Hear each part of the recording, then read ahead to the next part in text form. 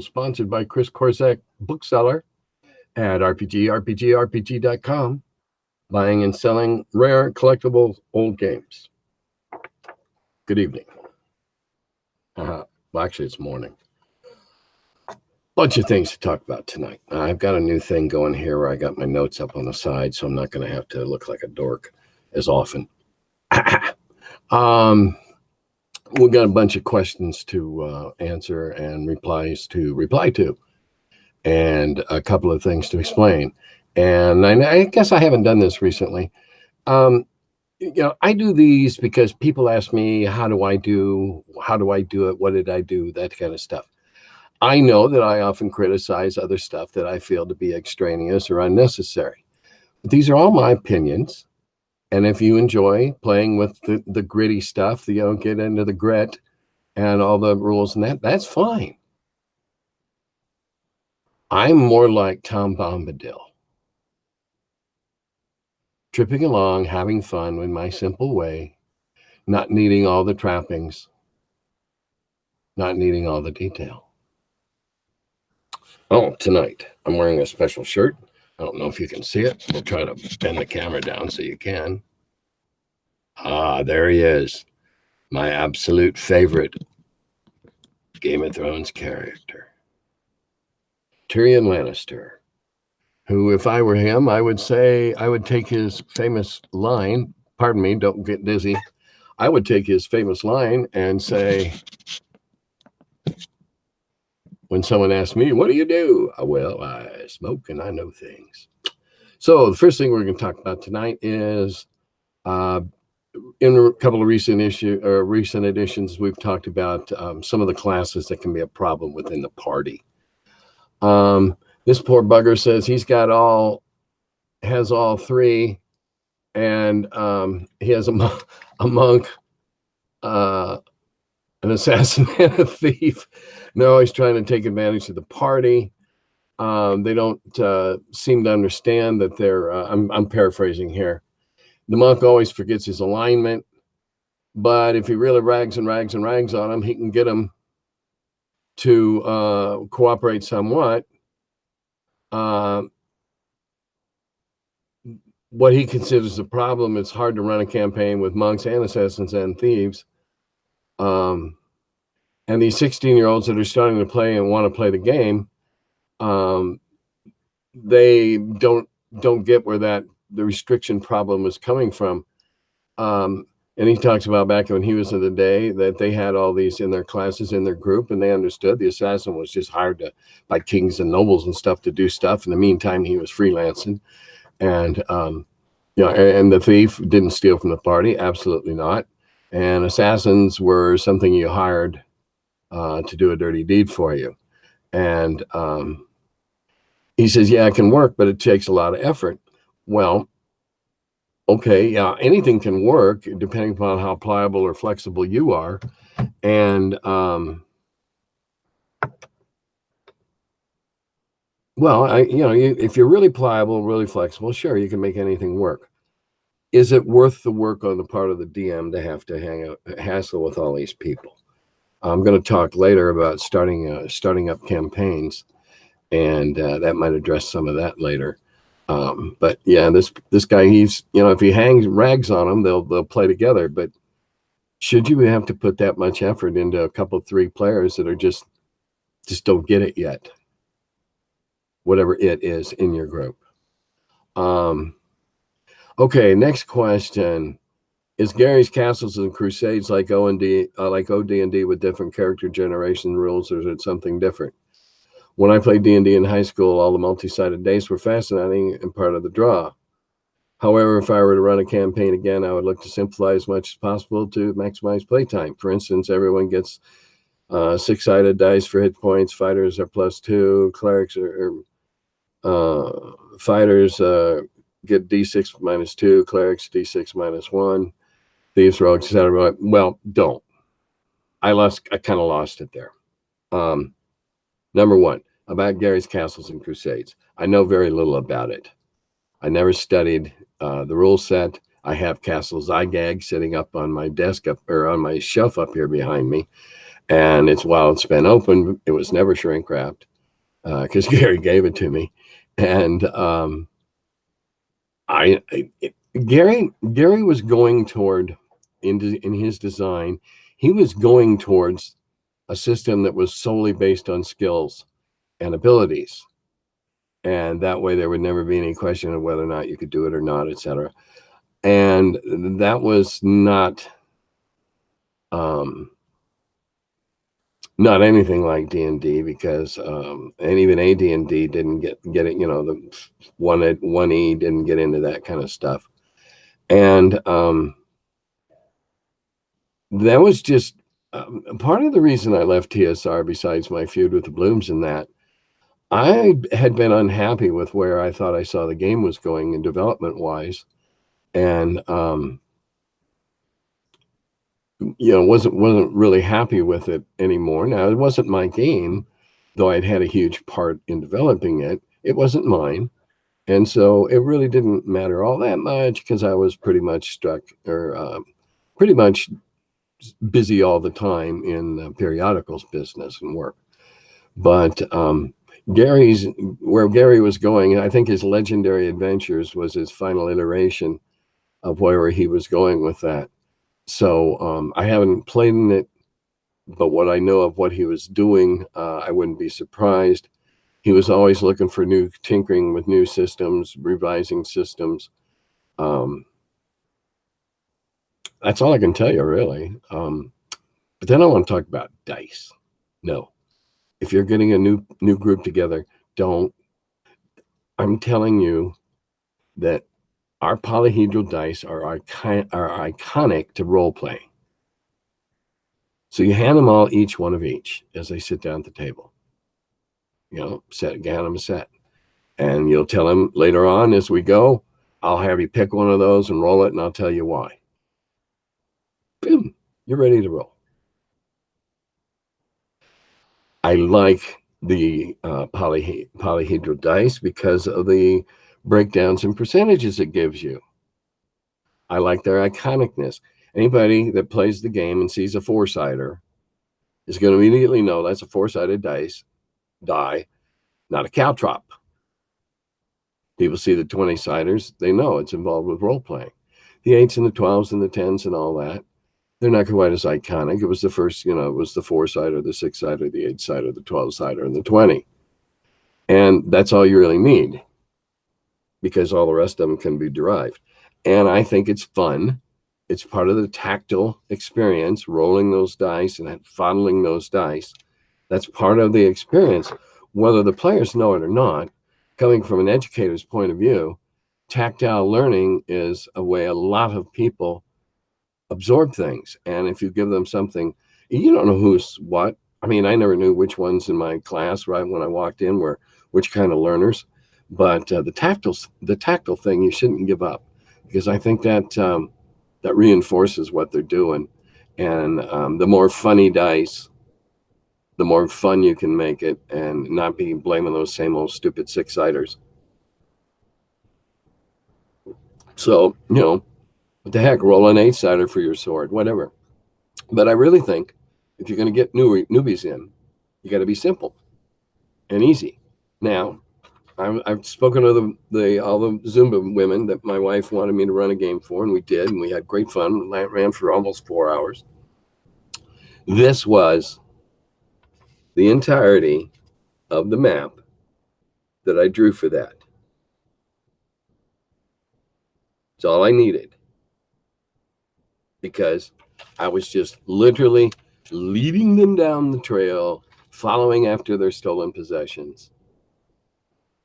I have another question in here that I'm going to deal with at the same time, and it's about newbies and what do you find she liked Harry Potter, but she's not into the Hobbit. Okay, well, I don't know of a Harry Potter role-playing game, and I would rather imagine it's somewhat limited. However, when I took all these women that simply just wanted to see what was the game about, I made them fit women who belong to this semi-militaristic cult of fitness and carried 5-foot staffs that they could beat the snot out of you with. That was something all these Zumba ladies, in whatever condition they were actually in, could identify with. So that's all you need. And if you don't want to get into dragons and stuff, stay simple. Stay with the stuff of fairy tales, goblins and hobgoblins, and gnomes. And you can use them. Take a fairy tale and put them in a fairy tale. Frank Mentzer's got a game out there. That's what you do. You go play in a fairy tale, and it's almost diceless. And it's really an interesting exercise in role play. So when you're looking for something, for a hook, well, don't go exotic. Just go, okay, I'm going to tell you a story about these 7 women monks, basically, because that's what they were. They weren't really clerics, but I kind of made them, like militant. It was a militant sisterhood. And they wanted to stay at peace, but you didn't want to mess with them because they were cranky. And go for something simple like that. You don't even have to, if you're going to take it out of another work, go Narnia. Go fairy tales. Go Grimm. That's easy enough to associate with. You're a woodsman in these dark, deep Black Forest woods. And, you have simple things that aren't terribly scary. If you look up some of the pantheons of the different cultures, you can find all sorts of stuff. And I'll talk about that a little later too. And the next one was just kind of a confirmation, and that races classed as class, at least enforcing non-humans to be a specific classes in the case of the original 3 booklets, sure cuts down on the potential to min-mix. And I agree. And Gary saw that. And when we started to go to multiple classing, that's why we made it so hard. It was not supposed to be easy. It was supposed to be earned through toil and sweat and exertion. And he goes on to say that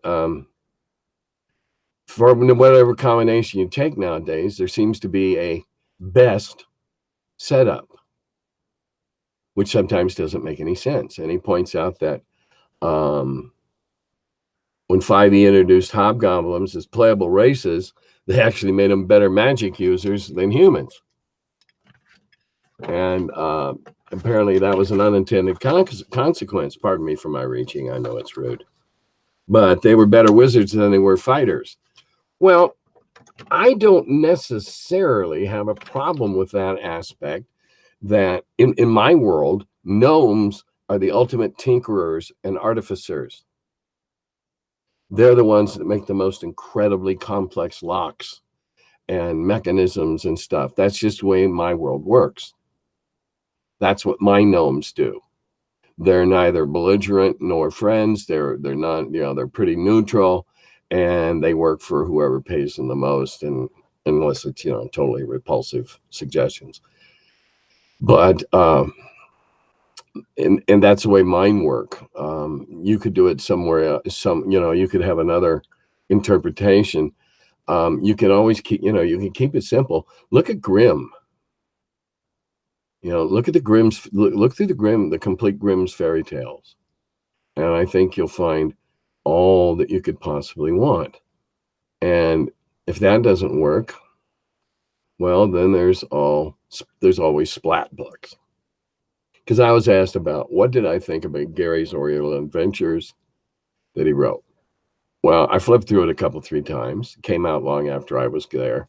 I looked through somebody else's copy, and I realized that he'd done some pretty good research, and a lot of it was very accurate, because I've also studied Japanese history and mythology, and I thought it was pretty cool. And if you didn't have that basis in Oriental, and your group wasn't any Oriental studies majors or anything, it was a great way to take everybody, including the DM, out of their comfort zone and play something new. Now, I've since seen, oh my God, so many books out there. And that's okay. they're making money at it, and people are buying them. And hell's bells, I may even be writing a book about the background of my world, and part of a deal thing coming maybe. Anyway, I understand the avid readers that love reading that stuff, and they may never use it, and that's fine, because we have always maintained with D&D that the more you read, the wider you're reading, the more richer your game will become. More richer. The richer, yeah, I'm not the grammar police tonight. The richer your game will come. Also, I got to tell you that we're having some problems with our trying to compress the header onto my video. The guy was going to try and do it for me, simply can't because of his work, and I thank him for trying. So if any of you out there watching this know of a dirt simple video editing program that I can take this, shove it onto the front end of my high we're sponsored by, and it comes in after the stone walls and all that. If you know a program, please share it with me. And remember, I'm a 70-year-old man, and I don't learn new software very easily, so it's got to be dirt simple, because all I want to do is plug them together and then maybe put a piece on the end for another advertiser someday. Who knows? But anyway, if anybody knows that. Now, let's see. I got way off over that. Splatbooks. Splatbooks, or what I call them, I may not be using that right, but background books, world books, are a good way for a new guy, girl, trans, cis, whatever else is in the purple flag, the multicolored flag. And I mean, no offense to anyone. I shouldn't have gone down that street in the beginning. But anyway, I think it's a great way to come out of your medieval mindset that all of us on this continent who've been here more than a couple of generations seem to share. We're still rooted in Northern European and European mythology and the medieval period in Europe. Whereas the medieval period in Japan is much more fascinating, but it consists of huge armies sweeping back and forth, and wandering monsters there could be, a sudden death. So, I know there's some on Ravenloft. It's one I know about, and there's other frozen forbidden lands and all this kind of stuff out there. If you want to read them and they're written well, oh, fine. And if it gives you ideas and it inspires new things in your game, that's what I would think they're there for. Let's see what else we got. Oh, okay. A follow up on the monks. The monks were curtailed from completely superhuman and ass whoopery. Page 70 of the AD&D DMG lists the monk levels possible. Yeah. But a first level monk is stunning to possibly stun an opponent that's 6.5 feet tall. Well, that's a hell of a throat punch, don't you think? But when they get to 17th level, they can stun, kill a victim up to 9 feet 2 and 1,000 pounds. So AD&D ogres, being 9 feet and change in height, would be immune to the special beatdown effects. Well, evolve at the top monk. Well, they're not going to kill it right away, but they can still inflict damage. And when you get that strike from behind crap that the thief does, which I think the monk might get also, and it doubles it, or when you got a thief that's climbing the wall and jumps on an ogre and kills it. That's all I was trying to make. The only point I was trying to make.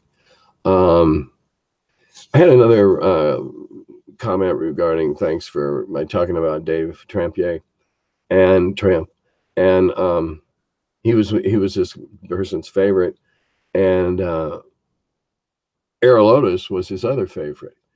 And what can I tell you about him? It's only been in recent years that Errol and I have become friends and sat down and talked to each other during lulls at conventions and that. I really didn't know Errol when he was doing stuff for the Dragon. It was over the, by mail over the transom. I don't know when exactly I met him face to face, but as soon as they hired him, he was gone to me. And I'm not sure But Errol might have been the young artist who moved in upstairs in my building with his girlfriend while they were trying to find a place. I don't know. Might have been.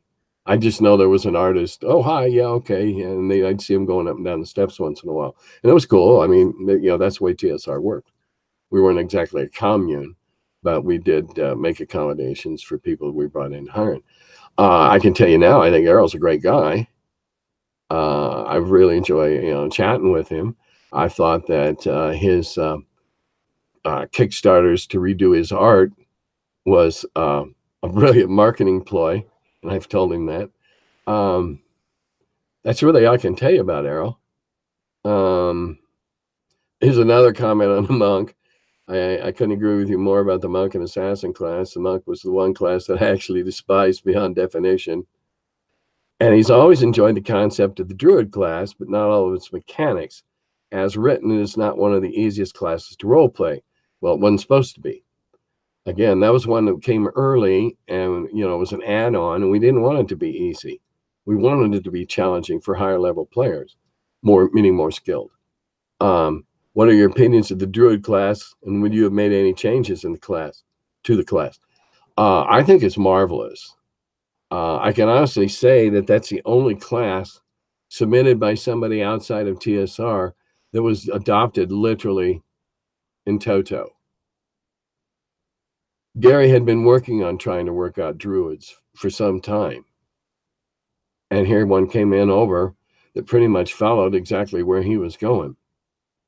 And so now we didn't change anything. I like the Druid class. In the village of Hamlet, I am the Druid of the Grove. And because when we were writing Hamlet, that was the character I play tested through it.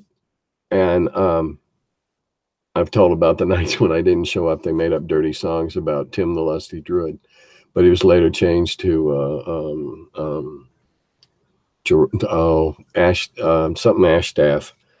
Starts with a J. I can't remember. It wasn't me. But I like the Druids. I thought they were a nice ad. And I think in a long-term campaign, Druids could become very interesting. I certainly believe in Druids as NPCs. Dan the Bard, look him up. Dan the Bard has a couple of songs in there about going to a Druid to get resurrected and put back together. And every time he wasn't quite what he'd been beforehand. It's hilarious. And I think that's, the Druid has much nature lore. The Druid has the ability to allow you or not allow you to go through their woods. They have the ability to heal you if they choose. They have the ability to teach you things. I think it's a very viable class. It should be hard to make those levels because in real Druidry, what we know of it from what little Caesar didn't expurgate, they were 20 years an apprentice, and they had to memorize every bit of the law, and so it should be hard. I thought Dr. Sestari did a great job. Let's see what comes next. All right, here comes one. Here comes one. I'm gonna get the paper down to read this one because it's pretty cool.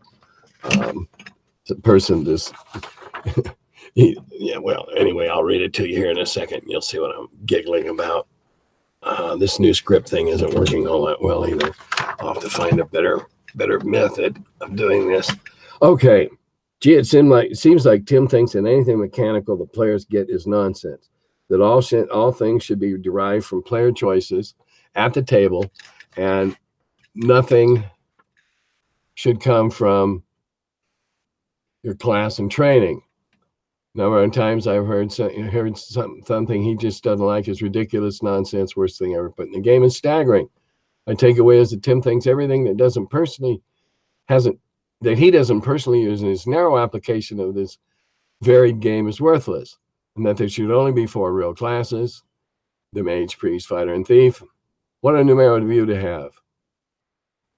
Tim, I'm okay with you not liking something, but you have to deride something just because it doesn't adhere to your personal flavor.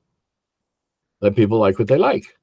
Well, gee, it seems I've done that probably every 3rd or 4th One of these, dating back to when I was doing them on Yahoo or wherever the hell I was doing the first one. Oh, I was doing them on Facebook. I've always said it, that that's the way you like to play, fine. But people ask me opinions, I'm very welcome to give it to them. That's part of the reason I don't like my gameplay, if I were starting a new campaign, would have the 4 classes. Druid's a variation of the cleric. I would have no problem, putting a druid in. But everything else is a derivative, including the druids, of those 4 classes. Everything else. 37 kinds of fighters and 27 kinds of mages and 56 kinds of clerics. They're all derivatives. And if you want to play derivatives, I don't. I think they're silly. Yes. I don't need them to have fun. I think if you're a fighter, you're a fighter. And if you pick up some skills along the way, okay. But you don't have to be that fighter for, St. Sebastian of the sudden sheep crisis knee bone thing I talked about the other night. I just don't think it's necessary. I don't think so. If you like playing with that, all that grit, that's fine. It's just like miniatures players. There's miniatures games that are very, very gritty, very, very precise, lots of regulation. And then there are miniatures games that are much more loosey-goosey, don't get into the detail, and are just as much fun for the people that don't want to play the grit. And some of the grit people will play the fun ones. And that's okay. I like gritty rules when I'm playing miniatures, but I play the simple ones too. Command and Colors, great system right there for what is essentially a miniatures game on a board. Good stuff. So no, I don't think everything's dumb. I just think in my games, in my opinion, it's not worth it. It's part of the reason, another part of that reason why I was growing disenchanted with where the game was going. I just didn't care for it. And so I didn't adopt it, because the original basic premise of Dungeons and Dragons is use what you like, modify what you want, and ignore the rest. It's always been that way. I have never been hidebound to the book. The most hidebound I ever got involved was writing and helping write the G1, G2, G3, and playtesting those, because it was a tournament. But when I run a campaign game, when I was running my campaign in here in Cincinnati, we were not rules light. We just didn't sweat the small stuff unless we had to, until we had to, knowing that if we got to sweat that at some point, there's a system for doing it. There's a methodology for dealing with it.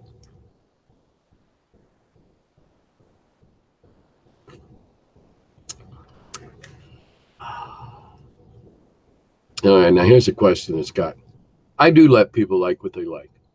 People ask me my opinion. I tell them I feel it's superfluous or just added. Just like 2/3 of the made up monsters are too specific to everybody's use, but they might work on your world.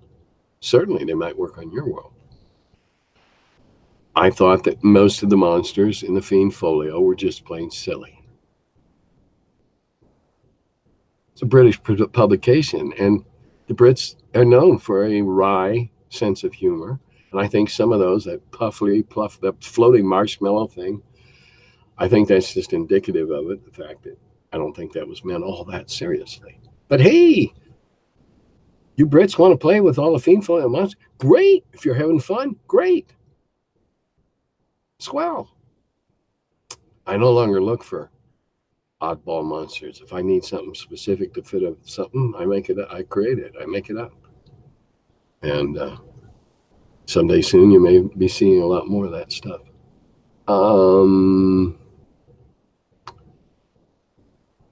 In your opinion, is D&D best played with the 4 core classes? Yeah, I already did that.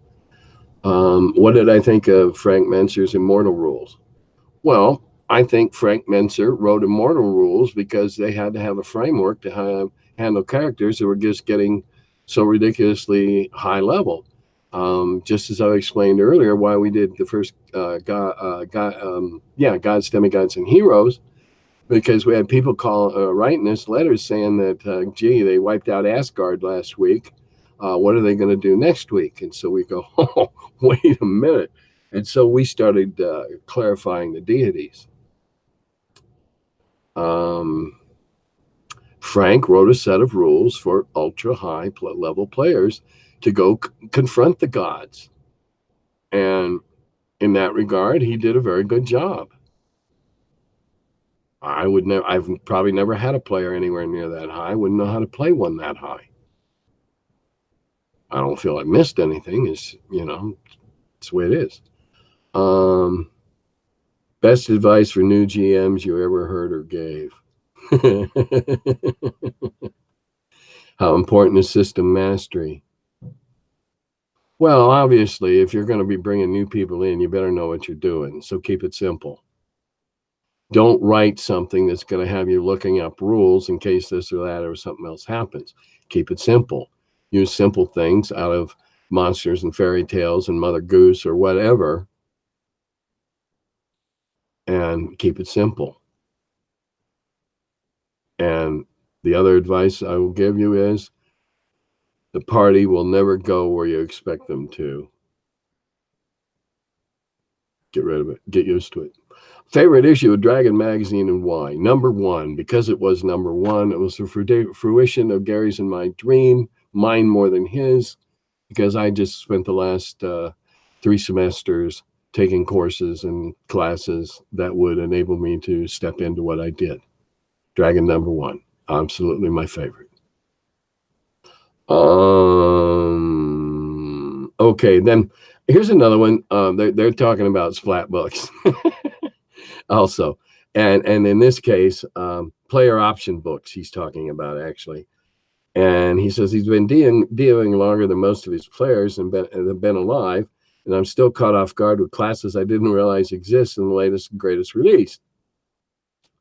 I control that madness using the -1 rule, or +1 rule, excuse me. I should have put my glasses on, which states that a player may only build their character using the player handbook and one other source. So if you really want to access that new, really cool spell, you've locked yourself into that book, the player handbook, and nothing else. I think that's a great idea.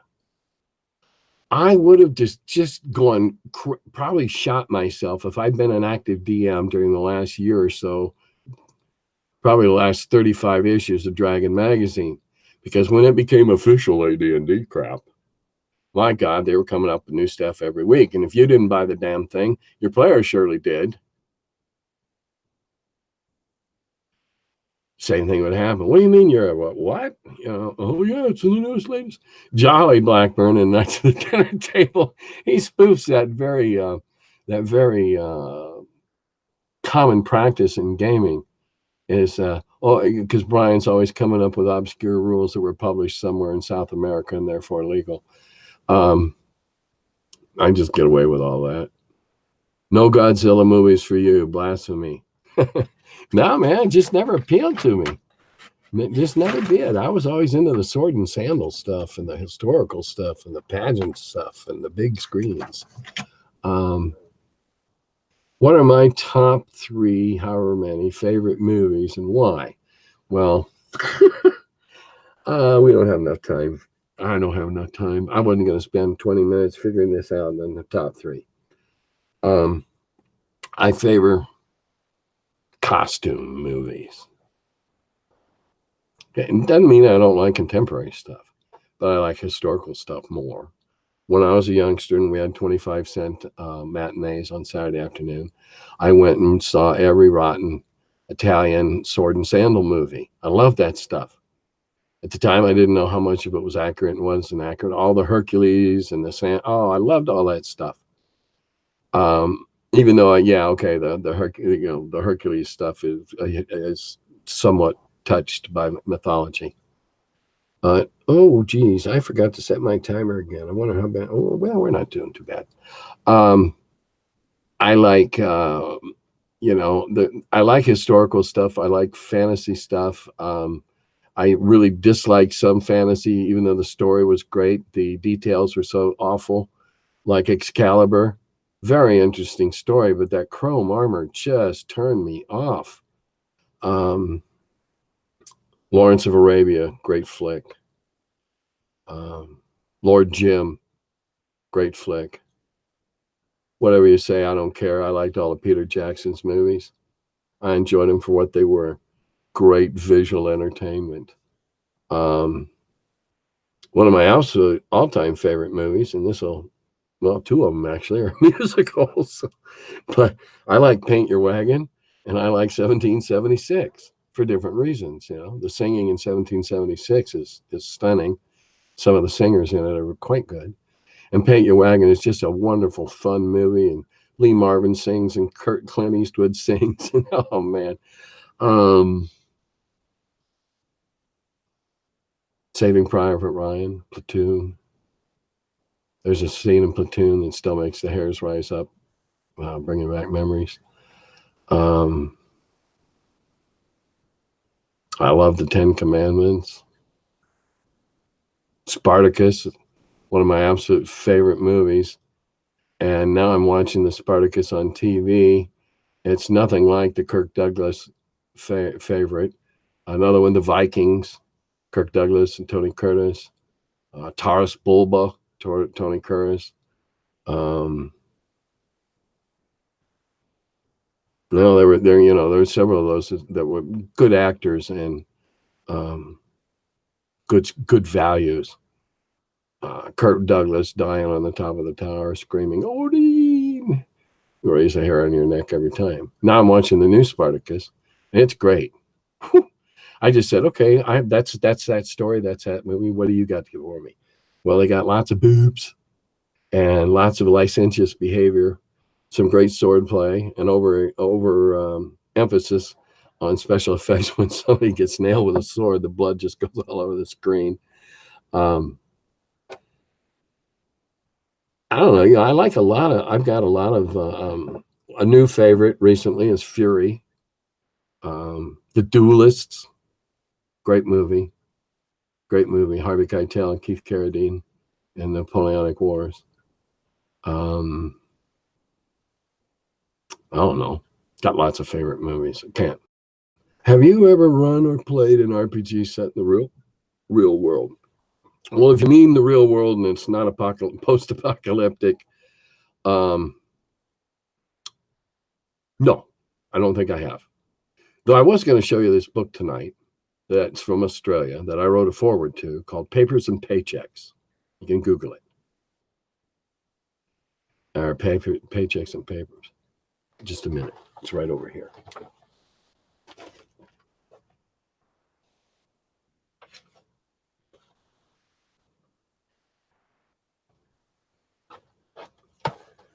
Sorry to walk off the set like that, but this is it. It's Papers and Paychecks, the role-playing game of an industrialized and technological society. And I was so intrigued by this. It's playing a game, being in the real world and getting promotions and going laterally and all that kind of stuff. And it looks to be a hoot. But no, I've not played it. I've read through it. And some before I wrote the intro and the rest after. So no, I've never played anything in the real world. I'm not into the vampire stuff. Though I've been known to use vampires, but I don't play in the vampire settings. Guess not. Unless you count. No, you can't even count Gamma World or Metamorphosis Alpha because they're not real either because it's science fiction. No, the only funny thing I have to say about Papers and Paychecks. Why?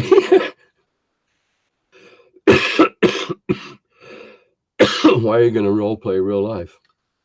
Because I don't know, screw the boss. I can see the appeal. It's a very big book.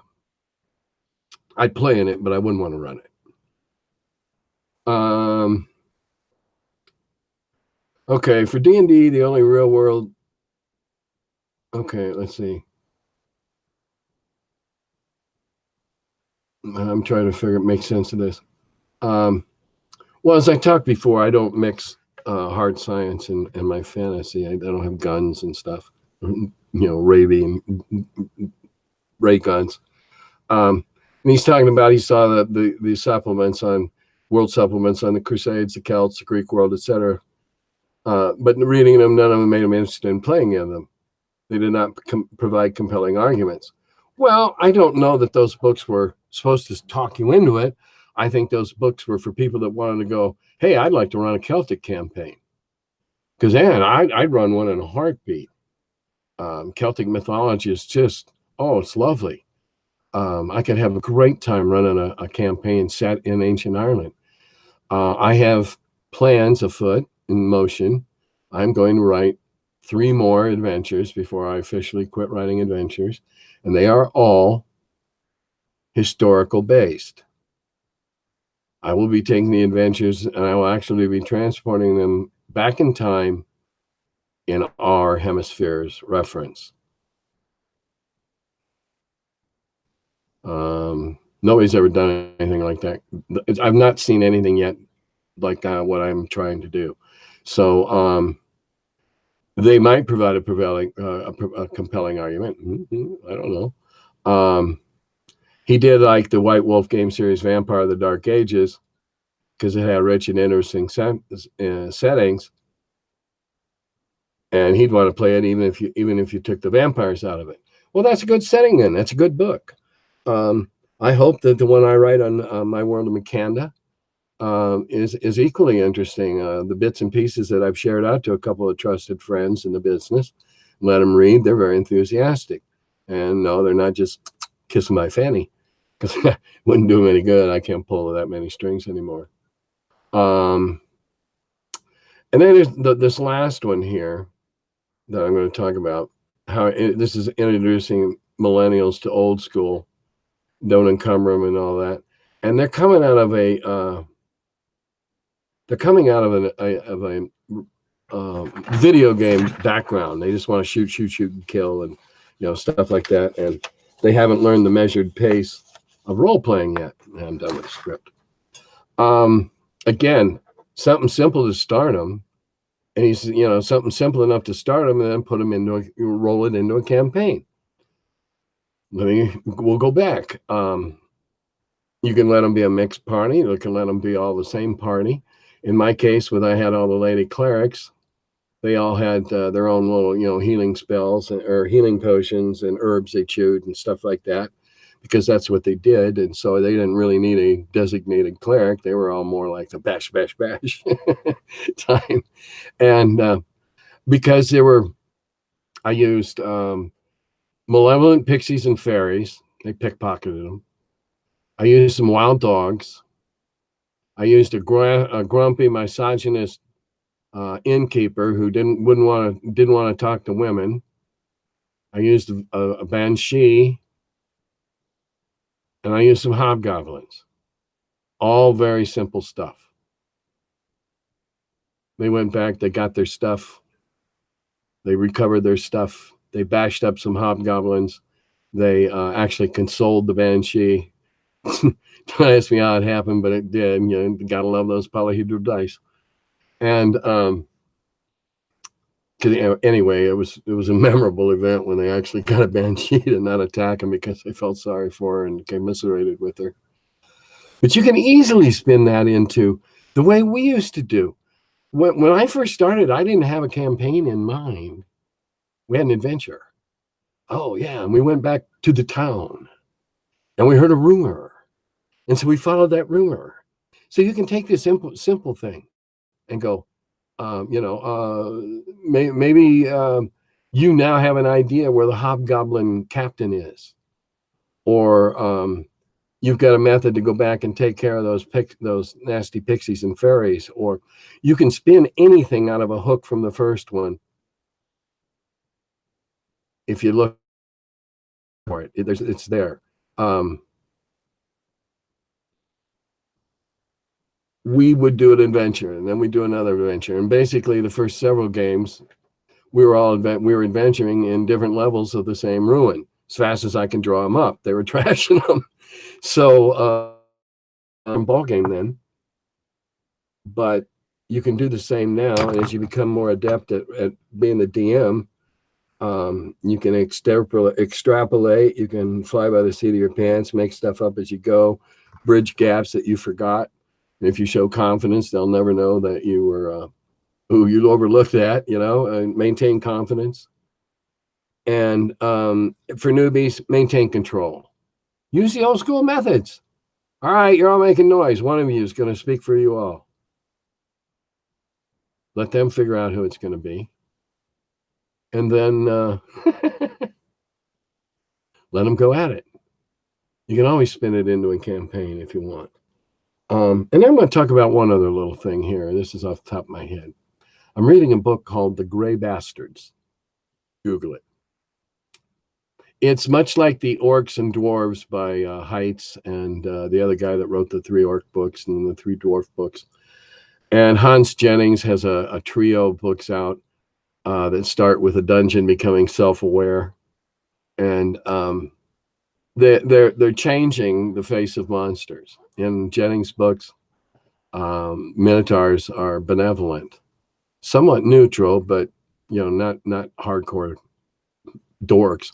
In the Orcs, he humanizes the Orcs, gives them personalities, and that makes you think about them. Not just something to line up on the wall and slaughter anymore. Heights with the dwarves are very interesting too. And this one about the Gray Bastards touches on a point that I've mentioned before, and that was Gary's squeamishness about the half-breeds. The basic premise of this is that they are all half-orcs that are sired by orcs raping human females. That was what Gary found so distasteful. All right, read the book, accept it as it is. These are big, badass dudes that ride these giant hogs and patrol the wasteland, fighting bands. Really interesting stuff. And it gives you a different look at mixed races. Because if an orc rapes an elf, then they get this really powerful sport. It's very interesting. He's mixing races. I don't find it offensive. I find it an interesting insight. And so far, the book's damn good. I'm about 2/3, 3/4 through it, and it's a damn good book. But it brings in, that thing, or we're humanizing the monsters. Your campaign can. Just because the book says it's this or that doesn't mean that in your world, pixies and fairies are mostly neutral or good, but I made them pesky and picked all their pockets for all their rations. So they took all their food while they were kissing them and fluttering around and, all the things pixies and fairies do, and chattering in high voices, and they're all going, oh man, these are cool. And they're picking their pockets. And so therefore they had to venture into the enchanted garden. But anyway, there again, all of that was contained right here. I had general outline in my head on what we were going to do, and then it unspooled as the players led it. In that regard, I much favor stuff that develops through the course of the game, not stuff that comes in at the beginning because you're entitled to it. I adhere to the principle that the basic adventurer is a level 1. Most of humanity is a level 0. You are the brave ones who throw down the plow, throw away the curry comb, whatever, your miserable existence, and you go out and seek to better yourself. Now, vote. November 6th, vote. If you don't, I would be very, very disappointed in you all. Vote. Gamehole Con, 2 weeks. Looking forward to see all my friends there. I think we're going to tape. Oh, all right. Anybody that's going to Game Hole that has a video camera or phone that will last about an hour, I would like to borrow it. I'd rather have a camera like a GoPro or something to record the Curmudgeon and crawlers. No, that's I'm going to do a Curmudgeon at Game Hole, and I'd like to be able to record it and then later post it here. So if any of you are back me, and we'll see what we can set up. Looking forward to Game Hole, and it's always a good con. Looking forward to it. Look forward to seeing all you there that are going to be. Then I take a break until February when I go east. So have a good life. Out.